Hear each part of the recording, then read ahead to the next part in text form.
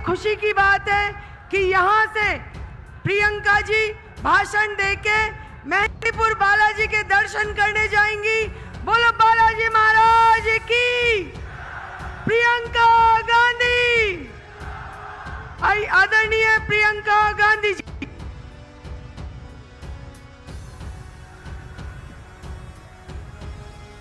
सारा भाइया बहनन को राम राम सा।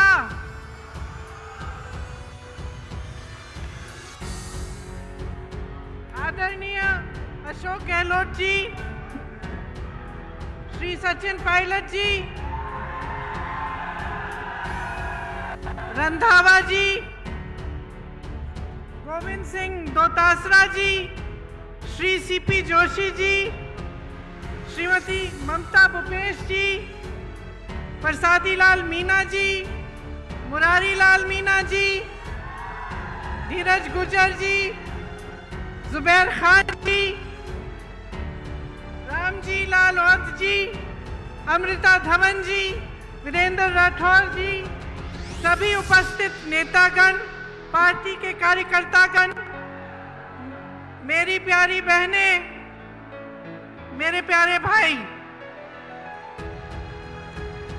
आज मेरे लिए ये बहुत गर्व की बात है कि मैं श्री मेहंदीपुर बालाजी महाराज, पपलाज माता, देवनारायण भगवान जी और मीन भगवान के आशीर्वाद से आपके बीच आई हूं। मुझे ये सुनकर बहुत खुशी हुई कि मेहंदीपुर बालाजी मंदिर यहाँ पास में है, तो यहाँ आते आते मैंने अशोक गहलोत जी से निवेदन किया कि अगर समय है तो हम लोग वहाँ जाएं। तो मैं बहुत खुशी से कहना चाहती हूँ कि पहली बार बहुत इच्छा रही थी मेरी बहुत सालों से कि मैं यहाँ आऊँ, और पहली बार मुझे मौका मिल रहा है। इस मीटिंग के बाद मैं वहाँ ज़रूर जाऊँगी। दौसा ने देश को पंडित नवल किशोर शर्मा जी और राजेश पायलट जी जैसे नेता दिए। आज इस धरती पर खड़े होकर उनको नमन करती हूँ। ठहरूं कि बोलूं?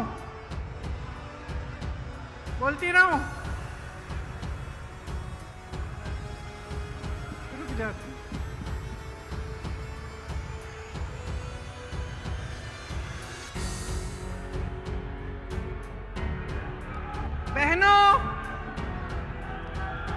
बहनों, आजकल आपके खेतों में बहुत काम है।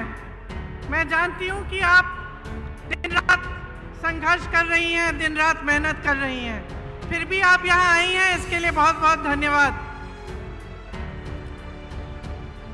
देखिए, चुनाव चल रहा है।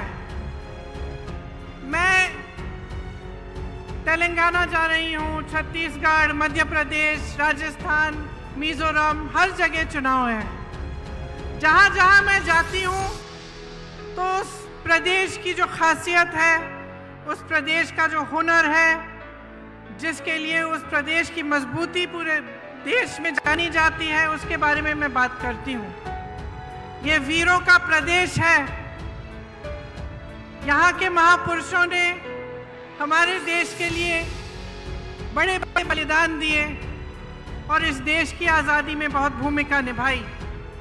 इसी तरह से मध्य प्रदेश में गई तो रानी दुर्गावती जी हैं वहाँ। उन्होंने भी देश के लिए, आज़ादी के लिए संघर्ष किया। और हर प्रदेश में ऐसी कहानियाँ हैं। और सिर्फ महापुरुषों ने नहीं, इस देश के जन जन ने देश को मजबूत बनाने के लिए और देश की आज़ादी के लिए बलिदान दिया है। देश के किसान ने संघर्ष किया है, देश की महिलाओं ने संघर्ष किया है, तभी ये देश आकर यहाँ पहुँचा है जहाँ हम आज हैं। तो जब हम सरकार बनाने की बात करते हैं, चुनाव की बात करते हैं, तो हमें ये सोचना बड़ा ज़रूरी है कि हम सरकार से क्या उम्मीद रखते हैं।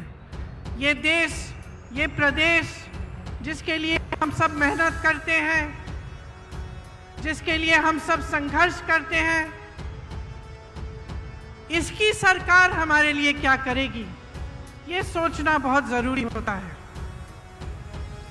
आपका जीवन का सफर मुश्किल है। मेरी बहनें खेतों में काम करती हैं, घर गृहस्थी को संभालती हैं, बच्चों के परवरिश को देखती हैं। मेरे भाई खेती करते हैं, जो किसान भाई हैं, आपके बच्चे बड़े होकर जवान बनते हैं, सरहद पर देश की सुरक्षा करते हैं। आप इस देश की रीढ़ हैं, इस देश को आपने बनाया है। तो इस जीवन के सफर में जो संघर्ष से भरा हुआ है, मुश्किलों से भरा हुआ है, इस सफर में आप सरकार से क्या उम्मीद रखते हैं? आप सरकार से ये उम्मीद रखते हैं कि आपके जीवन की जो मुश्किलें हैं उसे कम करने का प्रयास करें। आप सरकार से ये उम्मीद रखते हैं कि आपके जीवन संघर्ष में आपका साथ दे। जब आपदा आए तो आपको राहत मिले। तो खेती का काम आप कर रहे हैं, उसमें आपको सुविधा मिले। जो मेरी बहनें बच्चों के परवरिश कर रही हैं, उनको मदद मिले, ताकि आपका भविष्य और आपके बच्चों का भविष्य, जिसके लिए आप दिन रात मेहनत करते हैं, वो उज्जवल हो सकता है। यही उम्मीद रखते हैं ना आप? ये उम्मीद रखते हैं आप सरकार से? तो इस उम्मीद को पूरा करने के लिए, सरकार चलाने के लिए, देश को चलाने के लिए एक सोच और एक समझ की जरूरत होती है। असली नेता जो होता है वो वर्तमान और भविष्य की ओर देखता है, अतीत की ओर देखता नहीं है। अतीत का आदर करता है, लेकिन बार बार अतीत की बात नहीं दोहराता। वो आगे देखता है कि हम आज जनता को किस तरह मजबूत कर सकते हैं, ताकि आगे बढ़कर उनका भविष्य और भी मजबूत बने। तो इस सोच के लिए, समझ के लिए एक तरह का नेता होना चाहिए। जैसे आपने देखा, आपके प्रदेश में कांग्रेस की सरकार है। अब जो सरकार है उसने पूरी तरह से आपका जो ये जीवन सफर है, इसमें आपकी मदद करने का प्रयास किया है। और अगर आप पिछले 5 सालों का आप सफर देखें, तो आप ये जरूर कह पाएंगे कि राजस्थान की जो कांग्रेस सरकार रही है, उसने आपके जीवन सफर को मजबूती दी है और उसको आसान करने की कोशिश की है। जो नेता सचमुच चाहते हैं कि प्रदेश आगे बढ़े, देश आगे बढ़े, वो सिर्फ अपना मान सम्मान और अपने घमंड को नहीं देखते, वो जनता को देखते हैं कि जनता के लिए क्या अच्छा है। बड़ी बड़ी इमारतें बनाना, 20,000 करोड़ का नया संसद बनाना, 27,000 करोड़ के कॉन्फ्रेंस हॉल बनाने, 16,000 करोड़ के हवाई जहाज खरीदने अपने लिए, ये एक तरह के नेता करते हैं। भाजपा के आज नेता जो हैं, वो सबसे पहले अपने अहंकार को, अपने मान सम्मान को बढ़ाने के लिए अपने लिए काम कर रहे हैं और अपने उद्योगपति मित्रों के लिए काम कर रहे हैं। आप सोचिए, जब देश के प्रधानमंत्री 8-8 हजार करोड़ के हवाई जहाज खरीद रहे हैं, और वही प्रधानमंत्री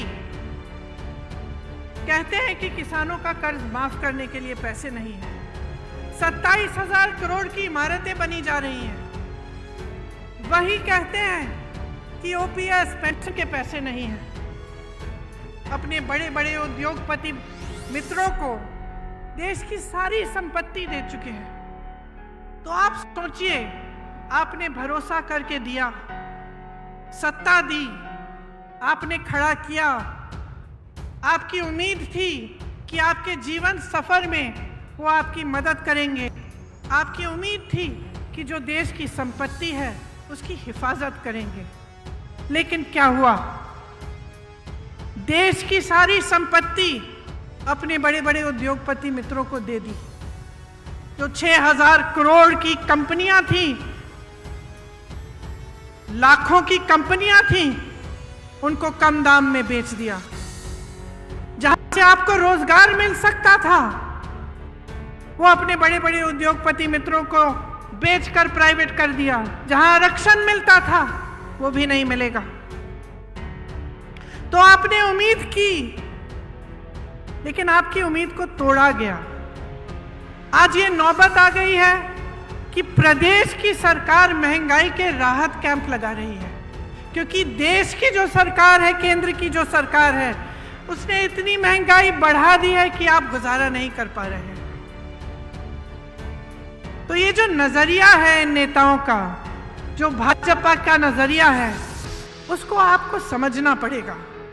क्योंकि जब जब चुनाव आता है तो धर्म और जाति की बात करते हैं। धर्म और जाति की ऐसी बात होती है जो आपके दिल में, आपके जज्बातों से जुड़ी होती है। धर्म की सुरक्षा, धर्म को आगे बढ़ाने की बात, इसे कोई हिंदुस्तानी नहीं नकार सकता। ये ऐसी चीज है जिससे हम सबके जज्बात जुड़े हुए हैं।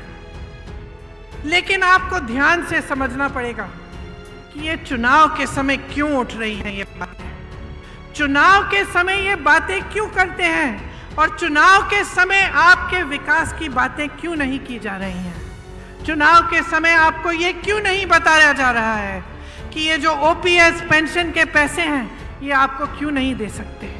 जब तमाम कांग्रेस की सरकारें प्रदेश के बाद प्रदेश में ओपीएस दे रही हैं, तो इनको कौन सी दिक्कत हो रही है। ये सवाल आपको पूछने पड़ेंगे और आपको अच्छी तरह से समझना पड़ेगा कि ये जो दो तरह की राजनीति हैं जो आज देश में चल रही हैं, इनमें से आपको कौन सी चुननी है। आपको एक ऐसी राजनीति चुननी है जो सिर्फ आपकी जज्बातों की बात करती है चुनाव के समय, लेकिन आपके काम की बात नहीं कर रही है। या आपको एक ऐसी राजनीति चुननी है जो सुबह से शाम तक आपकी काम की बात करे, जो आपके जीवन की मुश्किलों को दूर करने की बात करे। देखिए, अगर जनता का कल्याण होना है तो ऐसी राजनीति से होगा जो सेवा भाव, करुणा भाव और जनता को सर्वोपरि रखने की राजनीति हो। लालच, महत्वाकांक्षा, अहंकार की राजनीति आपको आगे नहीं बढ़ाएगी। इसीलिए जब हमारे प्रधानमंत्री जी यहाँ आकर दुनिया भर की बातें करते हैं, बहुत नकारात्मक बातें भी करते हैं, तो हमें सोचना चाहिए कि ये हमारे लिए सकारात्मक बात क्यों नहीं कर रहे हैं। आपने तो देखा ही होगा, मैंने टीवी पे देखा, पता नहीं सच है कि नहीं, देवनारायण जी के मंदिर में शायद गए थे कुछ समय पहले और एक लिफाफा डाला है। अब मैंने टीवी पे देखा कि 6 महीनों बाद वो प्रधानमंत्री जी द्वारा डाला गया लिफाफा खोला जा रहा है। जनता सोच रही है कि भगवान जाने क्या होगा इस लिफाफे में। देश के इतने बड़े नेता प्रधानमंत्री जी आए थे, वो लिफाफा डाल के गए हैं। लिफाफा खोला, 21 रुपए निकले।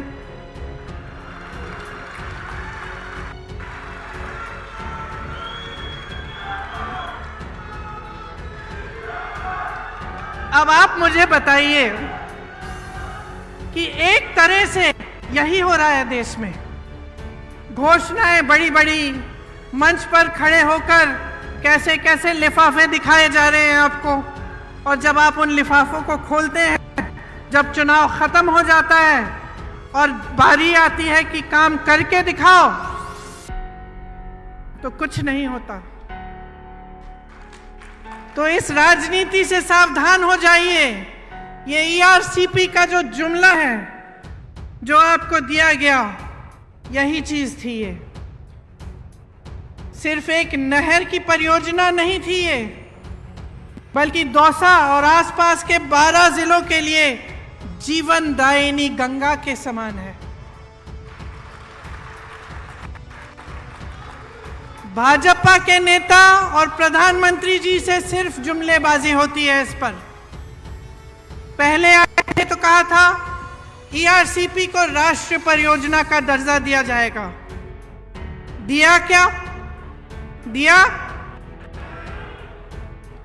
आप आज तक ईआरसीपी के पानी का इंतजार कर रहे हैं कि नहीं?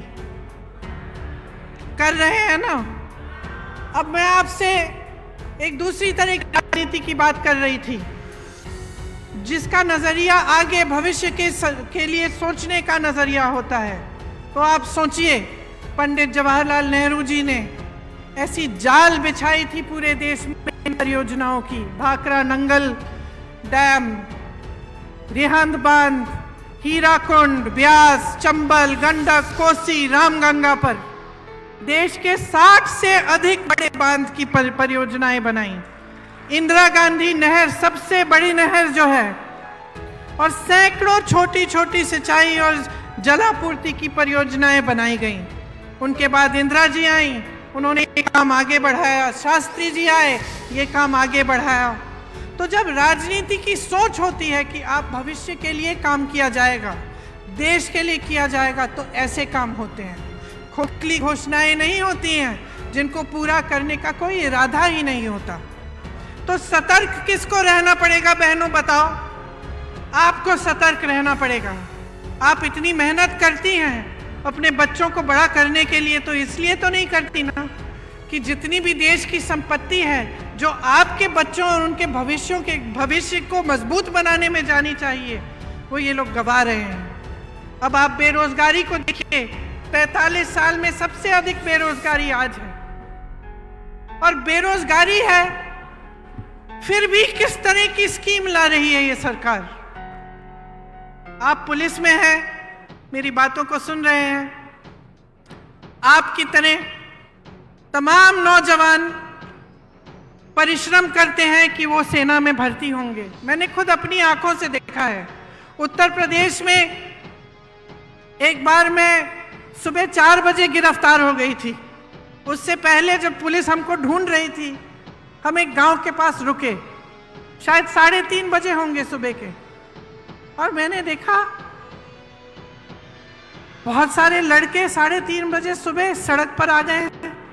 तो मैंने अपने साथियों से पूछा कि भाई इतनी सुबह सुबह क्या कर रहे हैं ये बच्चे यहाँ? सब दौड़ लगा रहे थे, सब मेहनत कर रहे थे कि जब सेना में भर्ती का समय आएगा तो हम भर्ती हो जाएंगे, हम अपने परिवारों के लिए कमाएंगे, हम अपना भविष्य मजबूत बनाएंगे। ये इसलिए तो नहीं मेहनत कर रहे कि 4 साल बाद वापस भेजा जाएगा इनको घर। देश के लिए बलिदान देने के लिए तैयार, सरहद पे खड़े होकर होने के लिए तैयार, वहां की बर्फीली चोटियों पर हमारी रक्षा करने के लिए तैयार। और आपने अग्निवीर जैसे स्कीम निकाल ली, जिसके जरिए 4 साल बाद ये बच्चे जिन्होंने इतनी मेहनत की, जो इतनी इच्छा से देश के लिए तैनात होने के लिए तैयार हैं, उनका भविष्य ही आप खत्म कर लिया। इस तरह की स्कीम लाएगी क्या सरकार? जहां जहां आज मैं जाती हूं, नौजवान मिलते हैं, कहते हैं हमें जाना ही नहीं है, अब हम तो कोशिश भी नहीं करेंगे। इस साल शायद सबसे कम एप्लीकेशन गए होंगे, क्योंकि कोई मेहनत नहीं करना चाहता इतना कि 4 सालों में आपको घर जाके वापस गांव आना पड़ेगा। जब हम नौकरी के लिए इच्छा करते हैं, कोशिश करते हैं, तो सबसे बड़ी चीज क्या होती है कि हमें सुरक्षा मिलेगी, हम कमाएंगे, अपने माँ बाप की देखभाल करेंगे, अपने परिवारों को मजबूत बनाएंगे और जीवन भर हमें कुछ मिलता रहेगा। तो इसी तरह से पेंशन की बात है। जब सरकारी नौकरी के लिए जाते हैं लोग, तो एक बड़ी चीज होती है कि पेंशन मिलेगा, कि नौकरी 20 साल की नौकरी करने के बाद जब रिटायर होंगे तो कोई तो होगा हमें पूछने वाला, सरकार से हमें कुछ मिलता रहेगा। वो भी खत्म हो गया। तो आप बताइए, भयानक बेरोजगारी है। जहां जहां से रोजगार बन सकता था उसको तो आपने गवा दिया। बड़े बड़े PSU थे, BHEL जैसे, सब अपने उद्योगपति मित्रों को दे दिए। जो किसान थे हैं, खेती करते हैं, एक ज़माने में खेती से रोजगार बनते थे, गांव में रोजगार बनते थे मनरेगा के द्वारा। मनरेगा को भी इन लोगों ने कम कर दिया।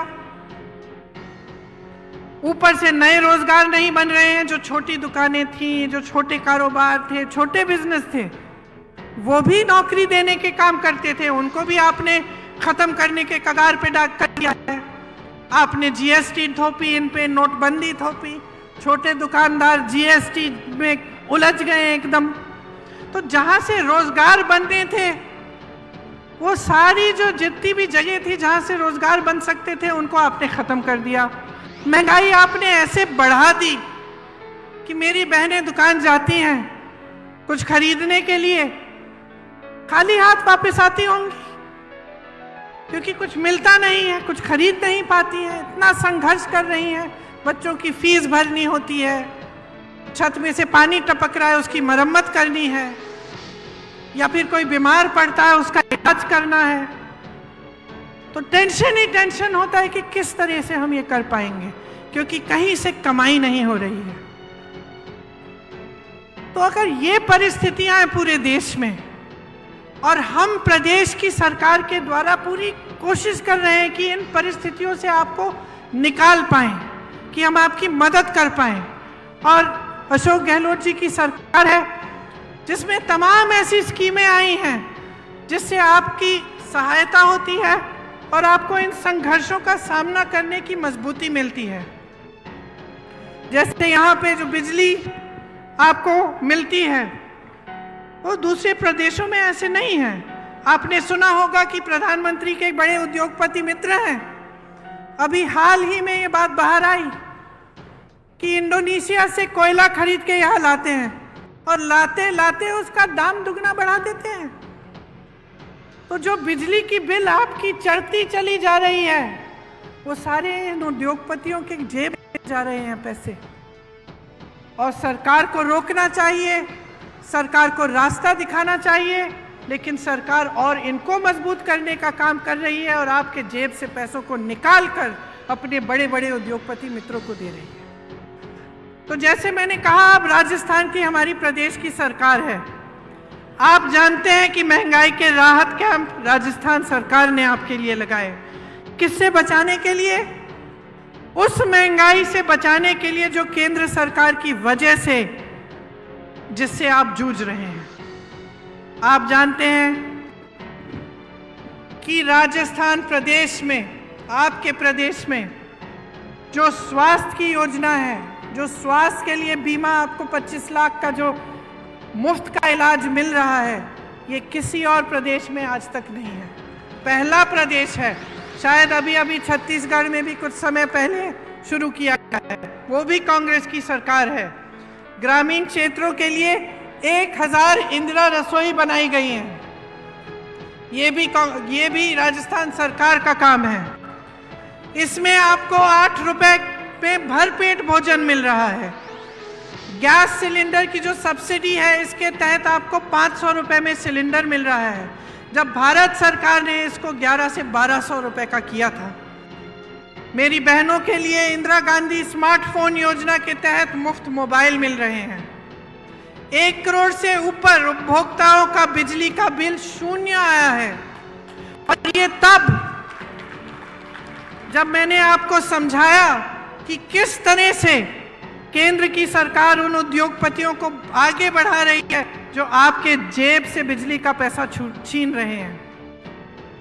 राजस्थान में आज मिनिमम इनकम गारंटी एक्ट लागू है। ग्रामीण रोजगार की तर्ज पर शहरों में भी रोजगार गारंटी दी जा रही है। 5 लाख गिग वर्कर्स को कानूनी सुरक्षा दी है।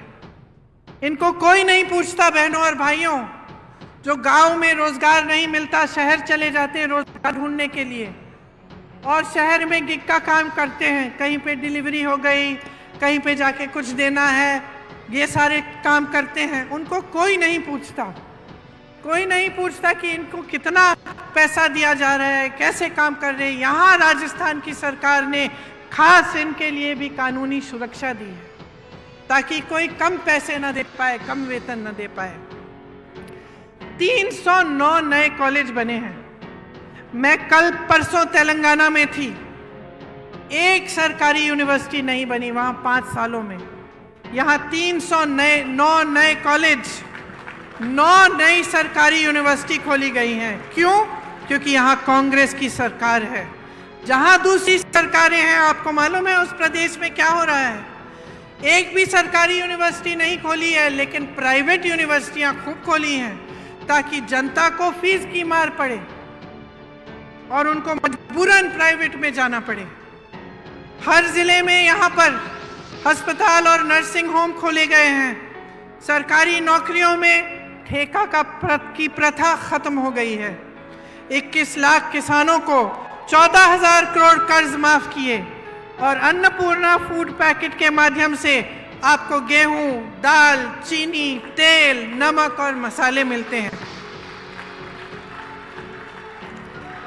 लेकिन बहनों और भाइयों, ये सब काम भाजपा को पच नहीं रहे हैं, क्योंकि जब हम अपने प्रदेशों में जहां कांग्रेस की सरकार है इस तरह का काम करके दिखाते हैं, तब उन पर मजबूरी होती है कि वो भी अपने प्रदेशों में करें और वो भी ऐसी घोषणाएं करें, और वो ऐसा नहीं करना चाहते।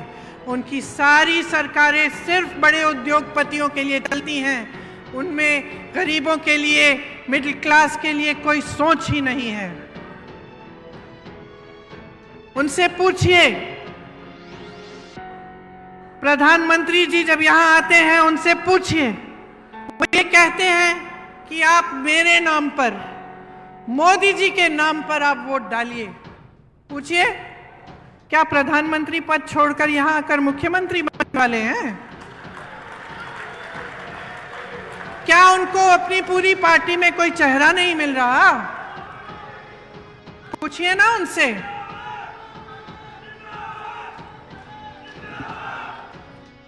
राजस्थान में कितनी योजनाएं दी इन्होंने जब इनकी सरकार थी। ईआरसीपी का जो वादा किया वो क्यों पूरा नहीं किया है अभी तक? बहनों और भाइयों, मसला साफ है।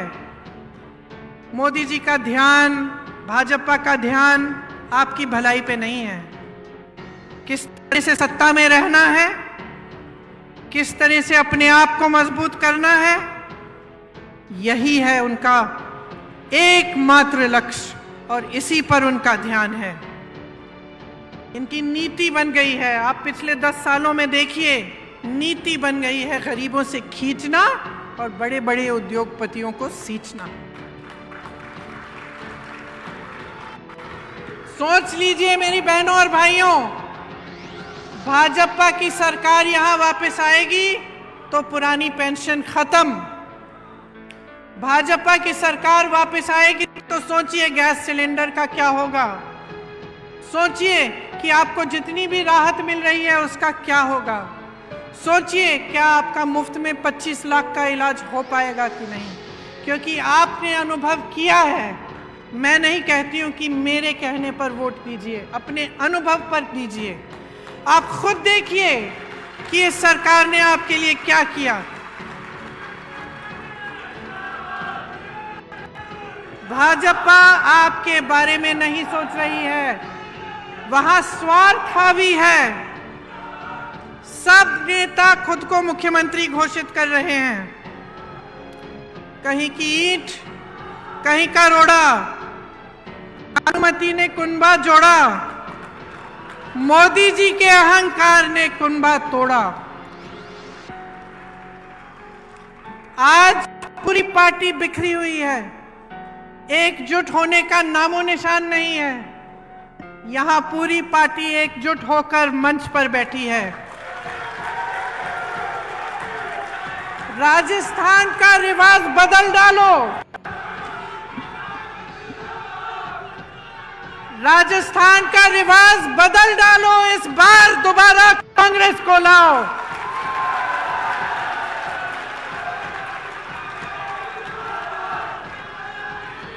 इस बार आंखें खोलकर अपना वोट दो कि आपके लिए कितना काम किया है, आपके लिए कितना संघर्ष किया है, आपके लिए कितनी योजनाएं लाए हैं और आपके जीवन में तरक्की लाने के लिए जो सरकार दिन रात काम करेगी, उस सरकार को अपना वोट दो।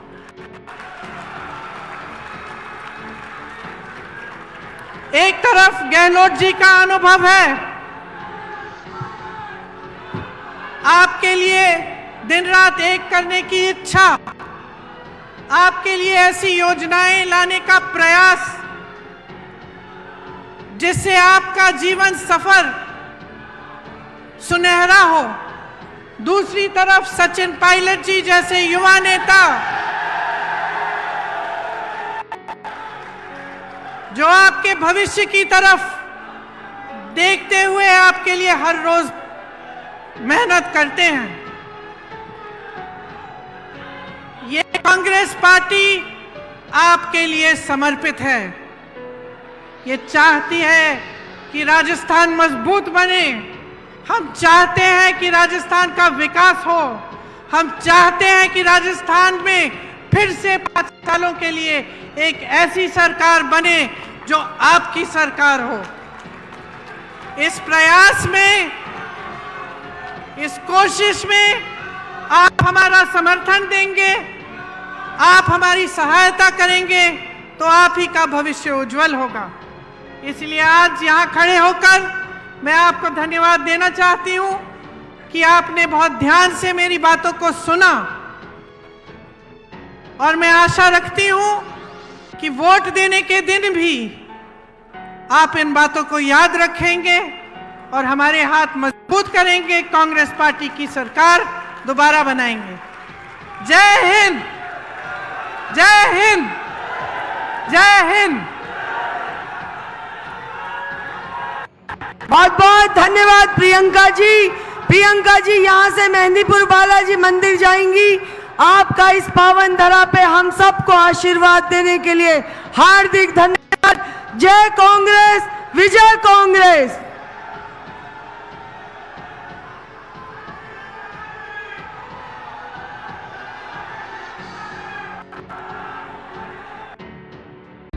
सच दिखाते हैं और सच को देखने के लिए हमारे चैनल को लाइक करें, सब्सक्राइब करें और बेल आइकन दबाना बिल्कुल ना भूलें।